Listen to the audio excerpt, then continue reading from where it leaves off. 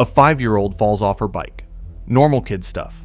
But a week later, there's a lump on her shoulder that wasn't there before. Hard, like a rock under her skin. The doctor thinks it might be a tumor. They cut it out. 3 weeks later, it's back. Bigger. So they cut again. And again, it grows back. Because it wasn't a tumor. It was bone. Growing where bone should never exist. His name was Harry Eastlack. Born in Philadelphia, 1933. Seemed like a normal kid. Then, around 10, his body started changing. A hard lump on his back that wouldn't go away. Then, his neck started stiffening. By 20, he couldn't lift his arms above his head. Couldn't dress himself. By 30, he was frozen from the neck down. His joints weren't breaking. They were locking. One by one. From the top down. Doctors tried everything. Physical therapy made it worse. So they tried surgery. Cut the lumps out. But every time they operated, the bone came back. Faster. Bigger. Harder. And it was spreading. Shoulders. Spine. Hips. Like something inside him was following a blueprint his doctors couldn't read. By the time he was 39, Harry Eastlack was dead. But his story was just getting started. Harry donated his body to science. And today, his skeleton sits in a glass case at the Mütter Museum in Philadelphia. But when you look at it, you're not looking at one skeleton. You're looking at two.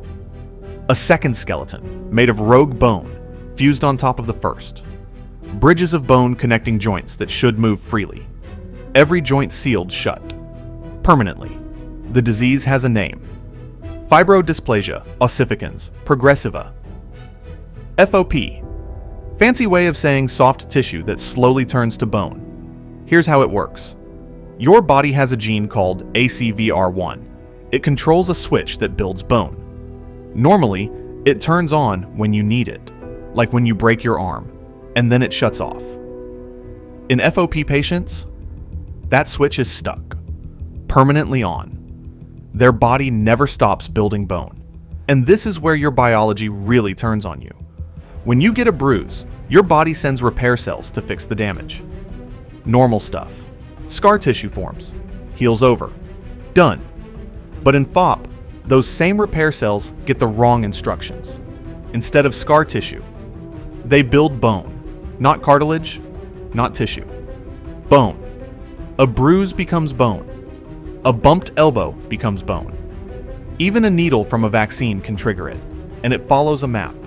Always the same order. Neck first, then shoulders, then arms, spine, hips, knees, top to bottom, like the body is building a cage from the head down. Each flare locks one more joint. Each flare steals one more movement. And once the bone forms, it doesn't dissolve. It doesn't go away. It's permanent. So here's the obvious question.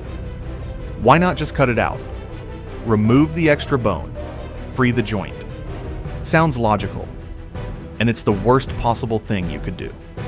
Because cutting into FOP tissue triggers the exact same healing response that caused the problem in the first place.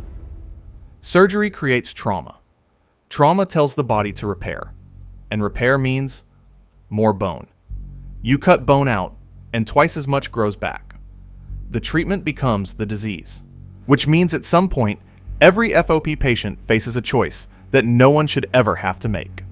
Sit or stand, because their joints are going to fuse. And whatever position they're in when the bone hardens, that's the position they'll be in for the rest of their life. Most choose to sit, because at least then, you can be carried. But the real danger isn't the arms or legs locking up, it's the chest. When FOP reaches the ribcage, the ribs start fusing together. Your chest becomes a box that can't expand. Breathing gets shallow. Every cold becomes a crisis. Every cough a risk. And that's usually what kills them, not the bone itself. The slow, quiet suffocation. About 800 people on Earth have this right now. 1 in every 2 million. Most are in wheelchairs by their 20s. Average lifespan? Roughly 40 years. And here's the thing that makes it even crueler. Most of them spent years being misdiagnosed. The lumps get called tumors, cancer scares, bone infections. Some kids even get unnecessary biopsies, which triggers more bone growth.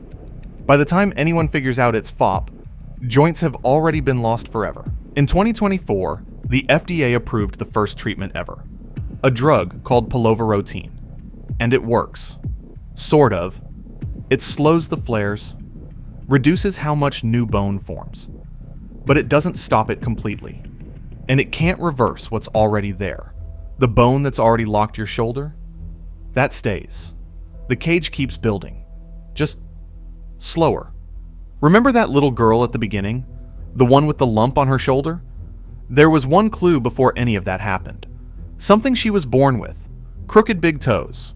Both of them. Shortened, turned inward. That's the only visible sign at birth. Most parents never notice. Most doctors miss it. By the time the first flare hits, the clock is already running. You turned your neck just now. Maybe stretched. Took a deep breath. Every single one of those is a movement an FOP patient lost. One flare at a time. One bruise at a time. Your body heals you 1,000 times a day, and you never think twice about it. Theirs heals them into a prison, and the body never stops building. That's not a metaphor. That's the diagnosis.